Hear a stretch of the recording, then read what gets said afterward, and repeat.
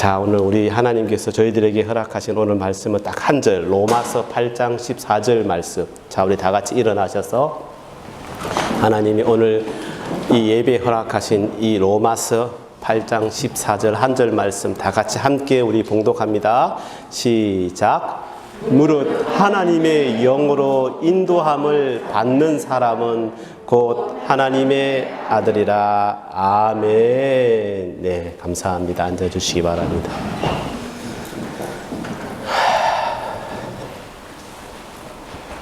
네. 오늘 말씀을 제가 준비하면서 참 부끄러웠습니다. 그래서 이거 부끄러워서 내가 이 말을 준비 못하겠다. 그냥 다른 거로 해야 되겠다라고 생각을 했다가 아니야. 하나님께서 허락하신 말씀이니 제가 먼저 여러분 앞에서 제가 여러분 앞에서 얼마나 실수를 많이 하고 얼마나 잘못하는지 지금 채린이 귀에 통역 듣고 있는 거야? 안 듣고 있어? 세연아 그냥 와도 되겠다. 안 듣겠다. 맞아. 채린아, 목사님 설교하는 것 물론 단어가 어려울 때도 있지만 그래도 이해는 되지. 만약에 어려워서 잘 모르겠던 부분 있으면 이렇게 써놨다가 목사님한테 물어봐. 알았지? 그리고 한국말로 자꾸 듣는 것 체험하는 것도 한글이 또 늘어나는 한 길이 되니까 그것도 괜찮을 거야. 오늘 우리 글렌 집사님 내가 못 오셨습니다. 예. 제가 중요한 말을 하다가 하신 거니까 웃으면 안 되는데. 예, 여러분 참 제가 부끄럽고 여러분들에게 얼마나 많은 실수와 얼마나 많은 잘못을 하는지 제가 잘못을 깨닫고 그래서 회개했습니다. 그래서 이 시간 정말 이 부족한 사람이 이 교회 목사라고 여러분에게 목사 대접받고 있으니 얼마나 부끄러운지 그래서 여러분에게 회개하는 마음으로 죄송하다는 말을 먼저 드립니다. 예.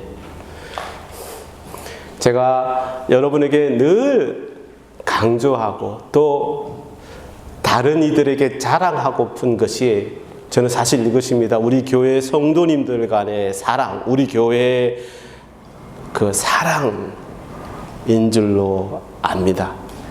다른 무엇보다도 아버지 하나님께서 저희들에게 가르쳐 주신 그 사랑이 저희 교회 전체 또 여러분들 사이 관계 속에서 가득하기를 간절히 원합니다. 근데 사실 제가 돌아보니까 저조차도 알게 모르게 얼마나 많은 실수를 여러분 앞에서 하고 여러분에게 하고 상처를 주었던 시간들이 분명히 있었을 것입니다. 죄송합니다. 예, 우리가 이렇게 관계 속에서 상처를 참 많이 받게 됩니다. 이 상대방이 없는 나 스스로에게 상처를 받는 경우도 있겠군요. 예. 이 관계 속에서 상처를 받게 되는데, 근데 그 상처를 상대방으로부터 받을 때 그 받는 사람이 경중에 따라서 그 데미지가 큰지 작은지가 물론 결정이 되겠지만은, 근데 그 받은 상처가 치유되지 않고 계속해서 내 속에 있으면 그것이 점점 골마지고 그리고 나중에 나아가서는 그것으로 인해서 실족하게 된다는 것입니다. 만약에 그것이 이 교회에서 일어나는 일이라면은 이런 마음이 들기도 하는 것입니다. 내가 계속해서 이 교회를 다녀야 하나? 아니면 좀 더 그래도 좀 내가 이해해야지 하고 참게 될 수도 있는데, 근데 그 상처가 치유되지 않고 그 관계가 회복되지 않은 상태로 계속 나가게 되면은 이런 질문을 할 수도 있는 것입니다. 목사님, 제가 이 교회에서 또는 제가 있는 곳에서 받는 상처가 너무 큰데 그러면 나를 위해서 아니면 그 공동체를 위해서 교회를 위해서 그곳을 떠나는 것이 맞을까요? 아니면 얼마만큼 상태가 나빠져야 내가 떠날 수 있을까요? 이런 질문을 할 수도 있는 것입니다.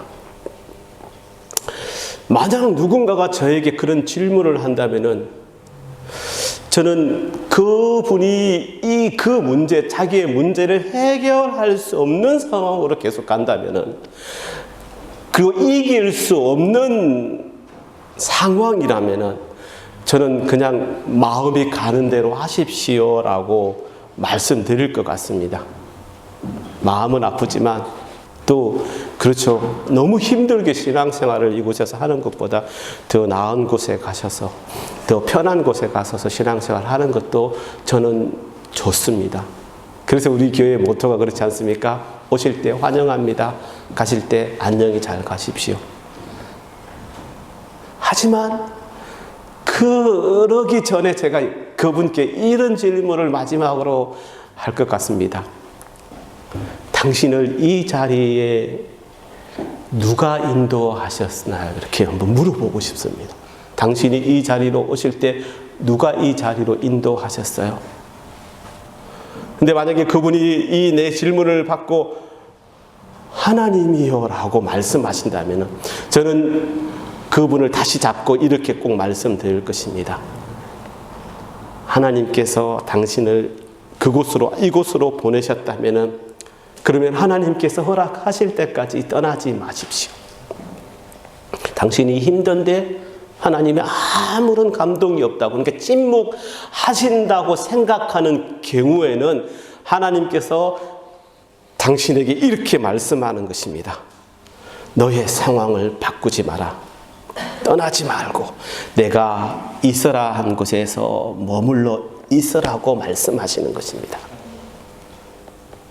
반면에 내가 정말 하나님께 구하였더니 아버지 하나님께서 그것을 떠나라고 하는 마음의 감동을 주신다면 그곳 상황이 어떤지 간에 그곳에서 평화롭게 떠날 수 있는 것이 맞는 것입니다. 성경에도 나와 있습니다. 이사야 말씀 보면 이사야 55장 12절에 보면 이런 말씀이 있습니다.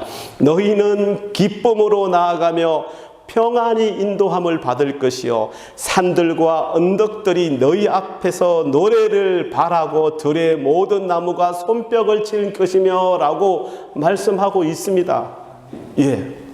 즉 혹 여러분들이 조금 전에 제가 드린 그런 상황 속에서 그것을 떠나게 될 때에는 어떤 타인의 행위나 태도의 계기를 통해서 떠나는 것이 아니라 오직 성령님께서 인도하심에 따라 떠나야 한다는 것을 말하는 것입니다.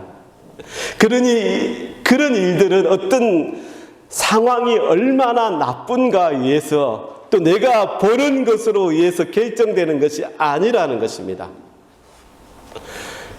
실족한 마음과 그리고 비판적인 생각을 갖고 그냥 너무 힘들어하고 내가 그 자리를 떠나는 것은 하나님의 계획이 될 수가 없습니다. 오늘 본문 말씀을 한번 보십시오. 무릇 하나님의 영으로 인도함을 받은 사람은 곧 하나님의 아들이라고 말씀하고 있지 않습니까? 이게 무슨 말씀입니까? 내가 만난 어려운 그 상황에만 반응하는 사람은 아직 하나님의 아들이라고 할 수가 없다라고 하는 말씀이 되는 것입니다.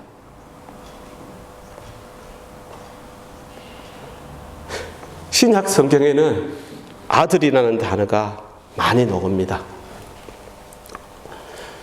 이 성경에서의 이 아들이라는 단어는 이 두 가지 의미의 그리스 말에서 비롯되었는데 그 하나가 이게 나는 이 단어를 제가 원문으로 찾아봐도 참 찾기가 힘들었는데 테크논 그리고 두 번째가 이오스 이 그리스 말이기 때문에 이 테크논이 발음이 이렇게 되는지는 모르겠습니다. 두 번째는 이오스가 맞습니다. 이 두 가지에서 비롯되었는데 이 두 가지의 의미를 제가 말씀드리면은 테크논은 그 테크논의 적절한 의미는 그냥 태어나는 것, 엄마의 뱃속에서 태어나는 그 출생이라는 단순한 그런 사실적 관계에 의한 자녀, 나의 아들, 이것을 말하는 것입니다. 그러면 이런 의미로 쓰이는 이 아들이 바로 우리 오늘 본문 다음 절인 15절에서 볼 수가 있는데요. 15절 말씀, 너희는 다시 무서워하는 종의 영을 받지 아니하고 양자의 영을 받았으므로 우리가 아빠 아버지라 부르짖느라 라고 말씀하고 있습니다. 이것만 보고도 좀 이해가 안 가실 텐데 이게 뭐냐면 즉 이런 것입니다. 어떤 한 사람이 예수 그리스도를 구주로 영접하면 그는 그 순간 거듭남을 체험하게 되면서 하나님의 자녀가 된다는 것입니다. 예, 그런 의미의 테크논입니다. 딱 내가 하나님을 만나서 예수님이 나의 구주라는 것 사실을 내가 믿고 고백하는 그 순간 나는 완전히 다른 사람이 되는 것입니다. 새롭게 태어난 거듭남, 새롭게 태어난 사람을 말하는 것입니다. 예. 자, 요한복음 1장 12절에 바로 이 말씀입니다. 영접하는 자, 곧 그의 이름을 믿는 자들에게는 하나님의 자녀가 되는 권세를 주셨으니 하나님의 자녀가 되었다. 에서의 테크논을 말하는 것입니다. 자, 그러면은 이오스는 이런 의미입니다. 부모의 인격과 그 부모의 인격과 특징을 나타내기 때문에 내 자녀라. 생김새도 그렇고 나중에 크고 보니까 어릴 때 행동하는 건 내가 어릴 때 행동하는 그대로 행동하고 그렇게 구별될 수 있는 내 자녀, 내 아들로서의 아들을 말하는 것입니다. 좀 더 쉽게 설명하자면 여러분 자녀가 태어났을 때, 그래서 태어나자마자 이제 신생아실에 다 이렇게 자녀들이 이렇게 하는데 여러분 딱 가셔서 신생아들이 쫙 있는데 누가 내 아들인지 내 딸인지 여러분 알 수 있습니까? 모릅니다. 예, 간호사가 와서 부모님 이름을, 산모 이름을 물어보죠. 그럼 산모 이름은 이선희. 그러면은, 그 간호사가 팔인가 발에 붙은 그 팔찌 또는 발찌에 이름 적힌 그거 보고 와서 그 아기를 데리고 와서 이렇게 보여줍니다. 보여주면은, 아, 얘가 내 딸이구나, 내 아들이구나. 저도 그랬습니다. 보여주니까, 그때는 다 가려져 있는데, 세연이를 들고 와가지고 이렇게 보여주니까, 아이고, 그때 처음 봤거든요. 저는, 여기는 출산할 때 아빠가 들어가서 막 나오는 걸 막 볼 수 있다고 그러는데 저는 그건 못했고 우리 집사람은 수술을 했기 때문에 수술하고 나오는 우리 집사람 건사하기가 너무 바빴고 정신이 없었지 세연이가 어떻게 되는 건 몰랐거든요. 그래서 나중에 다 위에 올려놓고 안정시켜놓고 막 쫓아가서 보여달라니 그때 보여줬었는데 그런데 그때 다리에 붙은 산모 이선희 애기 그거 보고 보여주는 애기가 내 아들, 내 딸, 내 자녀 테크논입니다. 그런데 이제 그 자녀가 점점 자라면서 세연이가 지금도 그렇지만 아이고 아빠랑 판박이다. 요즘은 엄마랑 비슷하게 생겼다 이야기하는데 성격은 가만히 생각하니까 우리 형님하고 좀 많이 닮은 것 같아요. 좀 이상한데 이거 그것도 같은 씨니까. 저하고는 좀 다른 것 같고 좀 죄송합니다. 미안해. 쌀쌀맞고 좀 차갑고 이렇게 보이는 것 사실 속은 안 그런데 굉장히 안에 따뜻한데 겉으로는 좀 그렇게 보이는 약간 그런 이미지. 그리고 굉장히 노력하고 공부도 잘하고 저희 형님이 공부 참 잘하셨습니다. 제가 자랑 한번 할게요. 대한민국 이과에서 전국 300등 안에 들었습니다. 그 정도로 공부 잘하셨어요. 300등이 되니까 우리 뒤에서 목사님은 300등밖에 안 해. 전국 그 당시 한 6, 70만 명 중에 그 반이겠구나.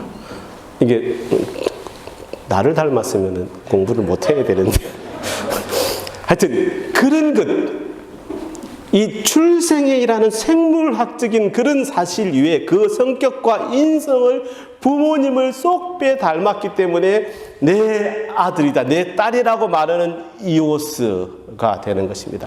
좀 더 이것을 좀 신학적으로 성경적으로 설명을 하자면은 테크논은 아기이거나 미성숙한 아들을 말씀하는 것이고요. 이 이오스는 성숙한 아들을 묘사하는 것입니다.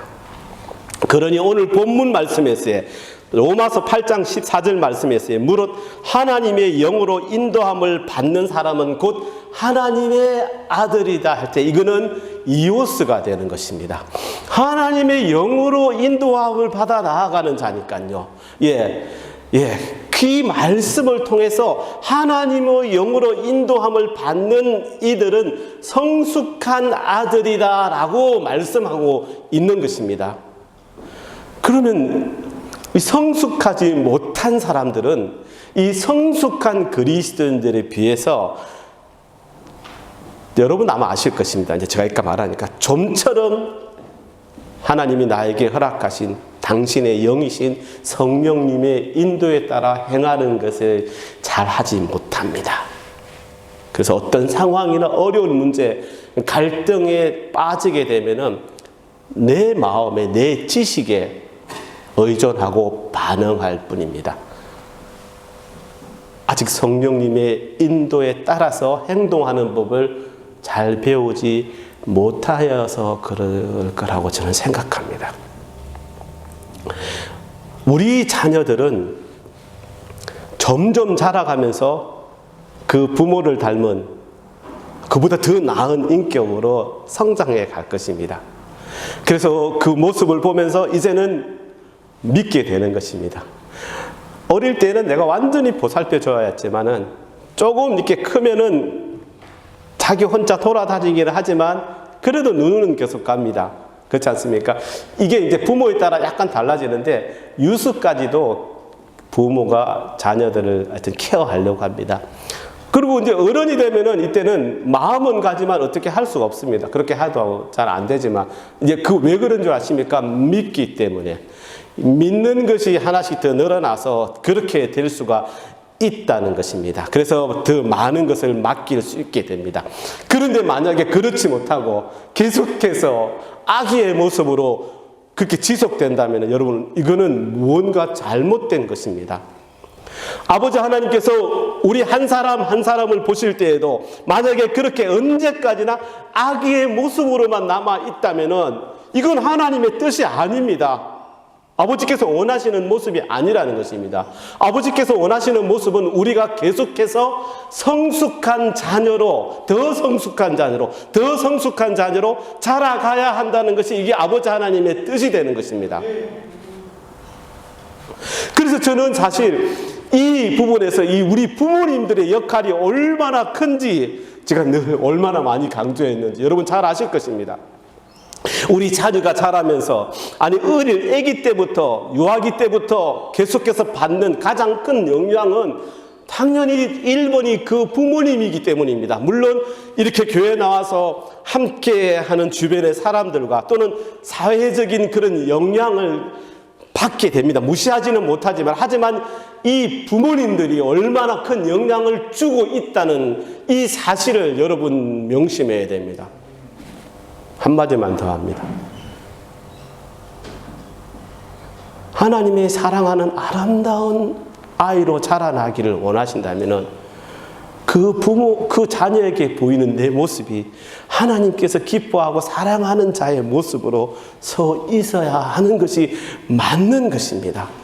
그래서 그가 그렇게 배우고 부모님을 통한 성령님의 보호하심을 통하여 그렇게 인격과 신앙이 자기의 것으로 이제 어른의 것으로 아기의 때를 벗고 더 성숙해서 어른의 것으로 세워지기까지 이 부모님의 역할이 엄청 중요합니다. 그 부모님을 보고 배우고 알고 깨닫는 성장의 시간을 보내게 되니까요. 그렇습니다.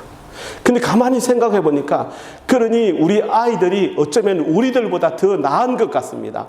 왜 우리 아이들은 부모님을 잘 따르고 부모님의 모습을 잘 배우고 잘 순종하고 복종하지 않습니까? 하선이 하연이가 불순종합니까? 순종하죠. 근데 여러분은 어떻습니까?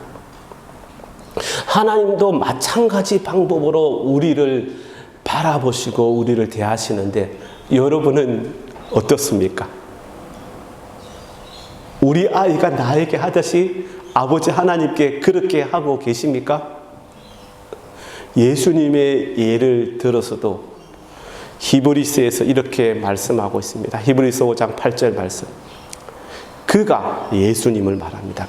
예수님이 아들이면서도, 이때는 이오스를 말한 아들이면서도 받으신 고난으로 순종함을 배워서라고 말씀하고 있습니다. 여러분, 우리 육체적인 성장은요, 가만히 나아가면 이렇게 시간의 작용에 의해서 계속 자라납니다. 우리 지적인 성장은 어떻게 해야 될까요? 예, 교육적인 작용에 의해서 이루어집니다. 예, 여러분, 하지만 영적인 성장은 그렇게 뭐 시간의 작용이나 이 교육에 의해서 절대로 이루어지는 것이 아니라, 이 영적인 성장은요, 조금 전에 말씀드렸던 것처럼 예수님처럼 순종을 통해서 그 성장이 이루어져 간다는 사실입니다. 그러니 얼마나 중요합니까? 우리 아이들이 부모님의 순종하는데, 그 부모님의 모습에 순종하는데, 그 부모님의 모습이 얼마나 중요한지를 잘 아셔야 된다는 것입니다. 사도 베드로의 기록을 한번 살펴봅니다. 베드로전서 4장 1절 말씀. 그리스도께서 이미 육체의 고난을 받으셨으니 너희도 같은 마음으로 갑옷을 삼으라. 이는 육체의 고난을 받은 자는 죄를 그쳤음이니 라고 말씀하는데 참 어려운 말씀입니다. 여러분, 이 말씀은요, 죄와 인연을 끊은 사람은 하나님께 온전히 순종하는 아버지 하나님의 자녀라는 말씀을 하고 있는 것입니다. 그러니 성숙한 그리스도인을 말하는 것입니다. 그러니 그는 절대로 자신의 방법이 아니라 아버지 하나님께서 나의 마음에 허락하신 성령님을 통하여 성령님께서 허락하시는 방법을 항상 선택한다는 것입니다. 예수님께서 고난당하신 일로 인하여 그가 순종을 배웠던 것처럼 우리가 겪게 되는 어려운 일들을 통하여 이 예수님의 순종을 배우게 되는 것입니다. 그렇게 우리가 성령님의 말씀에 온전히 순종하게 되면은 우리가 겪는 그 고난과 갈등의 시기에 그것을 겪고 또 이기고, 상처받을 때 상처를 이기고 치유함을 받고, 이렇게 하면서 더욱더 성숙한 하나님의 자녀로 자라가게 된다는 것입니다. 성경에 대한 지식이, 어떤 지식이, 내가 알고 있는 그런 많은 것들이 나를 자라게 하는 것이 아니라 그 비결이 문제. 그 비결이 뭐라고요? 예? 순종. 아버지 하나님의 말씀을 따르는 순종입니다. 사실 교회 안에서 성도나 또는 목회자라고 할지라도 그가 오랜 세월 동안 그리스도인으로 살았고 또 말씀도 많이 보고 많이 듣고 그렇게 하였다고 할지라도 아직도 영적 기저귀를 차고 있는 경우가 얼마나 많은지. 왜 그런 줄 아십니까? 그 이유가 그 사람이 아버지 하나님께 온전하게 순종하고 있느냐, 이 질문에서 판가름이 나는 것입니다. 예수 그리스도를 나의 구주로 고백하고 하나님의 자녀가 되었는데 그 이후로 내가 얼마나 잘 듣고 배우고 깨달아서 또한 그 말씀에 순종하고 있느냐, 그래서 계속해서 영적인 성숙한 하나님의 자녀로 자라가고 있는가라는 것입니다. 많은 것을 알고 있으면서도 실제로는 그 말씀을 내 삶에 적용하지 못한다면 그것이 바로 순종하지 못하는 것을 말씀하는 것입니다. 그런 사람들은 진리를 깨닫는 단계까지 도달하지 못하는 것입니다. 그러나 우리가 영적으로 성숙해지면, 더 성숙해지면 성숙해질수록 여러분의 삶은 여러분이 상상할 수 없는 그 상황으로 변해 갈 것입니다. 불순종하는 사람들이 자기 보호를 위하여 가장 흔히 쓰는 변명이 뭐냐면은 저 상처받았어요 라고 말하는 것입니다. 제가 처음에 말씀드렸지만 이 상처는 누구나 다 받을 수 있습니다. 근데 중요한 것은 그 상처가 치유를 받느냐 못하느냐입니다. 만약 치유받지 못한다면, 그래서 그 상처를 계속해서 내가 안고 간다면, 계속해서 나는 그렇게 그릇된 자기 보호 심리가, 나 상처받았어요, 저 상처받았어요, 이렇게 말하는 심리가 계속해서 작용을 한다는 것입니다. 여러분, 그런 상태가 계속 지속되면 그것이 자신을 가리는 큰 가림막이 되어서 자기가 스스로 꼭 보고 깨달아야 할 나의 문제, 내 결함, 나의 잘못을, 그런 부분을 보지 못하도록 만들 수도 있다는 것입니다. 그렇게 되면 그 사람은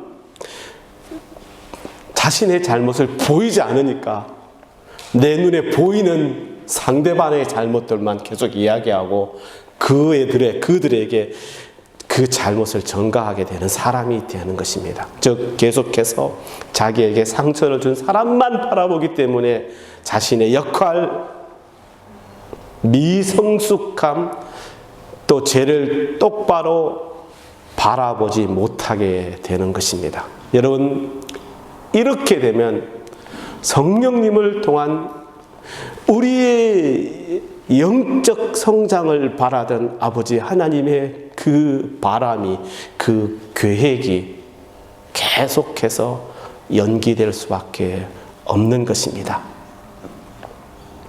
그 상처를 치유받고 영적 성숙을 그렇게 계속 이루어가는 것이 아니라 계속해서 영적 유랑자로 남게 될 수도 있다는 것입니다. 영적 유랑자로 내가 받은 상처와 실족한 마음을 치유하지 못하여서 계속 그 엉어리를 가지게 되면은 모든 일들은 그 상처라는 그런 색안경을 통하여 바라보는 사람이 된다는 것입니다. 여러분, 이것이 얼마나 무서운 상황인지. 이것을 이기지 못하면은 10년, 20년, 30년 신앙생활 하여서도 계속 아기 때의 그 신앙에 머물러 있는 것입니다. 그러다가 주님 만나면은 뭐라고 할 수 있을까요? 그러니 이게 너무너무나 무서운 상황이 되는 것입니다. 내가 죄를 회개하고 또 실수하고 죄를 짓게 되더라도 그 상처를 치유하는 자리로 나아가서 나의 잘못을 아버지 앞에 다 드러내놓고 용서함을 받는, 그래서 그 상처가 치유받는 그 순간이 너무너무나 필요하다는 것입니다. 그렇게 못하니까 계속해서 이제 그런 불순종의 사람으로 나아가니까, 내가 이렇게 표현해서 죄송합니다. 계속해서 그렇게 나아가니까 깨끗한 물을 흐리고 분탕질하는 사람이 될 수도 있는 것입니다. 트러블 메이커가 될 수도 있다는 것입니다. 예수님께서도 그런 사람을 보시면서 이렇게 분명히 말씀하셨습니다. 요한복음 20장 23절 말씀. 너희가 누구의 죄든지 사하면 사하여질 것이요 누구의 죄든지 그대로 두면 그대로 있으리라. 우리가 이 실족이라는 미끼를 덥석 물고 분노의 마음을 마음에 품게 되면은 다른 사람의 죄가 우리의 마음속에 들어와 그대로 남아있게 된다는 말씀이 되는 것입니다. 점점 관계는 틀어지고 우리의 죄는 쌓여만 가는 것입니다. 그러니 여러분, 우리에게 정말 중요한 건 뭐냐면 지금의 이 잘못된 상태를 역전시켜야 되는데, 그러니까 처음에 받았던 내 상처, 그 상처를 어떻게 처리하느냐가 우리에게 너무나 중요한 것입니다. 그 상처를 잘 치유하고 나의 잘못을 회개하고 용서받지 않는다면 우리는 그와 같은 잘못을 또 저지를 수 있는 재범자로 나아갈 수 있다는 것입니다. 점점 더 내가 책임져야 할 부분과 그리고 인격적인 결함에 대해서는 이제 완전히 눈 감아버리고 그 상처에 대한 공포감은 계속해서 더 심해지는 것입니다. 전의 상처와 잘못을 해결하지 않은 채 새로운 곳에서는 뭔가 새롭게 다시 일을 할 수 있다라고 생각할 수 있는데 no! 그렇지 않습니다. 아무 일 없이 잘 할 수 있다고 생각하는 것은 아닙니다. 너무 어려운 일입니다. 이럴 때 어떤 사람들은 질문합니다. 내가 너무 힘들고 어려운데 왜 나보고 상처를 치유하라고 말씀하시는지, 왜 하나님은 그냥 나를 내버려 두시는가요? 라고 질문합니다. 저는 부디 그런 원망을 해서는 안 된다고 말씀드리고 싶습니다. 왜? 이미 아버지 하나님께서는 이 모든 상황을 온전하게 잘 처리하고 진행시킬 수 있는 그 능력을 우리에게 주셨습니다. 그런데 그게 잘못되었다면 내 마음대로 내가 처리했기 때문입니다. 이 부분에서 하나님은 그런 자들을 안타까운 마음으로 보시면서 그 상황에 늘 똑바로 서서 맞서기를 바라시지만 스스로 깨닫고 돌아설 때까지 몇 번이나 그냥 달아나는 것을 허락하시기도 한다는 것입니다. 탕자가 그렇게 나아간다고 했을 때 왜 끝까지 붙잡아 앉혀놓았으면 되었을 거예요. 아버지는 그 재산까지 나눠주고 나가는 것을 가만히 바라보고 있지 않았습니까? 네, 그런 탕자가 나중에 자기 스스로 그 모든 것을 다 깨닫는 것이 아니라 그 이상 모든 자기의 모든 것을 이제 다 내려놓고 비우고 완전히 아버지께 종의 모습으로 복종하겠다는 그 마음으로 돌아왔던 것처럼 우리도 그렇게 돌아올 때까지 아버지 하나님께서 우리가 달아나는 것을 허락하실 수도 있다는 것입니다. 계속 달아나시겠습니까? 예수님의 팔복의 말씀이 생각이 납니다. 남자 성도님은 오늘 말씀 잘 들으시면 한 두 가지의 문제를 해결할 수 있습니다. 그렇죠? 예. 마태복음 5장 4절 말씀 봅니다. 애통하는 자는 복이 있나니 그들이 위로를 받을 것이며, 이게 무슨 말이지? 애통하는 자는 복이 있나니 그들이 위로를 받을 것이며, 슬픔과 탄식의 나날을 보내는 사람이 복이 있다는 말씀을 하고 있는 것입니다. 어떻게? 이 말씀은 자신의 결백함과 의를 잃은 것을 애통해 하는 것을 말씀하는 것입니다. 사랑하는 사람을 잃어서 애통하는 것이 아니라 나의 잘못을 깨닫고 회개의 자리로 나아가는, 내 마음속에 오랫동안 자리 잡아 나를 힘들게 했던 그 상처를 치유받는 자의 그 통곡을 말씀하고 있는 것입니다. 여러분은 자신의 나의 죄를 통하여서 그렇게 애통해 보신 적이 있으십니까? 나의 죄악됨을 애통하는 이들이 위로받을 유일한 길, 그 힘든 곤경을 들어줄 위로를 예수님께서 약속하신 것입니다. 그러니 분명히 기억하시기를 바랍니다. 모든 위로 중에 가장 큰 위로는 겸손하게 주님 앞에 나아가 자백하며 하나님께 나아가는, 그렇게 그래서 모든 것을 다 내려놓고 하나님께 나아가는 그 죄인에게 선언되는 죄의 사면이 되는 것입니다. 이것이 우리에게 얼마나 큰 위로가 됩니까? 이런 위로를 받기 위해서는 내 스스로 내 상처를 치유하여 주실 주님께 나아가 겸손하게 그 모든 것을 자백하는 그 단계가 분명히 있을 때야야 그 위로가 여러분에게 가능하게 된다는 것입니다. 아버지 하나님은 우리의 눈에서 모든 눈물을 씻으시고 그의 위로가 완성될 날을 준비하고 계십니다. 지금까지 준비하고 계셨고요. 그 준비의 날이 이제 얼마 남지 않았습니다. 다시 말씀드립니다. 우리가 하나님께서 이미 뜻을 정하신 일을 가지고 내 뜻대로 하나님을 괴롭게 해드릴 때 그 길이 여러분이 원하시지 않는 길이라 할지라도 우리가 그 일을 하도록 허락하신다는 것입니다. 그럴 때가 있습니다. 여러분, 그때는 그냥 지는 척, 모르는 척 그냥 슬쩍 제발 부디 하나님께 져주시기를 바랍니다.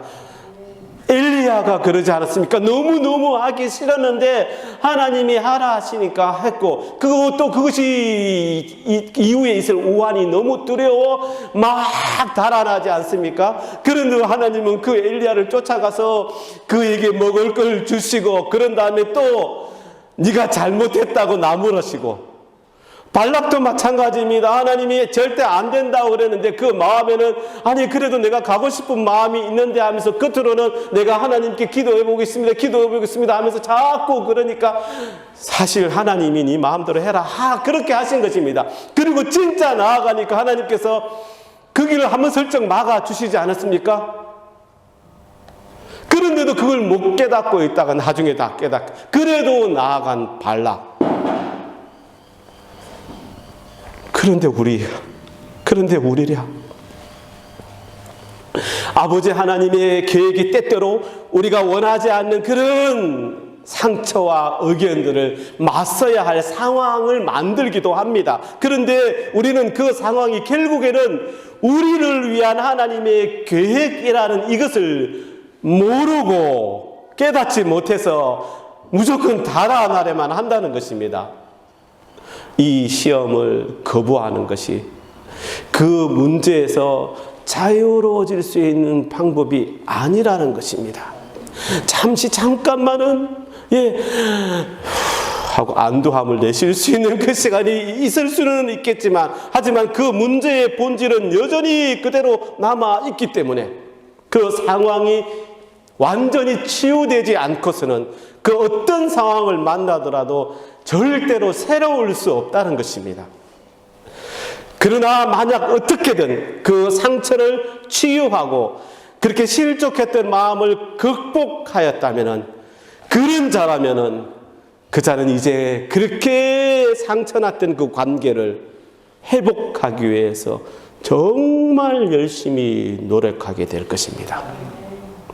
여러분, 사랑이란 상대방의 잘못을 잊어버리기 때문에 그 관계에서 미래에 대한 희망이 있는 것입니다. 제가 지금 말을 이해하셨습니까? 우리가 잊어버리지 못한다면 어떻게 미래가 있겠습니까? 끝나버리겠죠. 얼마나 감사한지. 사랑이란 그런 것입니다. 예수님은 우리의 상처가 치유되기를, 아니 우리의 상처를 치료하시기를 간절히 원하십니다. 쉽지는 않겠지만 부디 예수님의 이 귀한 제안을 거부하지 마시고 치유의 자리로 나아가는 여러분 되시기를 간절히 기도드립니다. 이렇게 상처를 치유하고 영적인 성숙함에 도달하는 길은 결코 엄청난 것이 아닙니다. 여러분, 모든 잘못을 뉘우치고 자신의 모든 것을 다 내려놓고 다시 아버지께로 돌아온 그 탕자처럼 나를 낮추고 나를 비우고 아버지 하나님께 나아가는 것입니다. 비록 그 사람이 나에게 커다란 슬픔을 가져다 주었다고 할지라도 나의 행복보다 그 사람의 행복을 더 중요하게 생각할 줄 아는 자가 되었으면 좋겠습니다. 그렇게 나에게 주어진 상처가 치유될 때 나의 영적 성장은 시작됩니다. 마칩니다. 여러분 아시는 분이 계시는지 모르겠지만 그냥 이게 생각이 나서 지리산 시인이라고 하는 박남준이라는 분이 하신 말인데 제가 예전에 한번 본 적이 있는데 제 마음을 울렸던 말이라고 제가 찾아보고 여러분들에게 한번 들려드립니다. 그가 지인과 함께 아궁이에서 나무 장작으로 불을 한참 떼다가 그렇게 멍하니 쳐다보고 있는 그 옆에 지인에게 이렇게 말했습니다. 이 나무 좀 봐라. 옹이가 졌지. 옹이가 뭐냐? 나무에 생긴 흉터가 아니냐. 상처가 났을 때 나무가 얼마나 아팠겠냐. 그런데 말이다. 옹이 진 나무가 오래 탄다. 제일 마지막까지 탄다. 그 상처를 치유하려는 노력이 없는 나무는요, 그 상처 때문에 쉽게 썩어서 부러지고 맙니다. 그러나 대부분의 나무는 그렇지 않습니다. 그 상처를 치유합니다. 그래서 그 무엇보다도 제일 자생력이 큰 것이 나무라고 하지 않습니까? 그래서 제가 저번에 한번 말씀드렸죠. 나무가 그래서 뭐에 좋다고요? 도마. 나무 도마가 좋다고. 제가 말씀드리지 않았습니까? 향균력이 최고로 뛰어나다고.